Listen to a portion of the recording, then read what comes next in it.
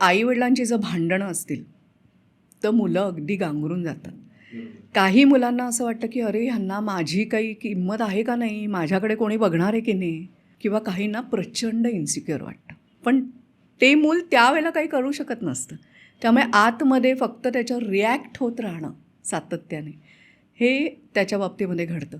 आणि मग अशा प्रकारे त्या निगेटिव्ह इमोशन्स साठत जातात. कधी-कधी असं असतं, की आई-वडिलांपैकी कोणीतरी खूप आजारी असतं.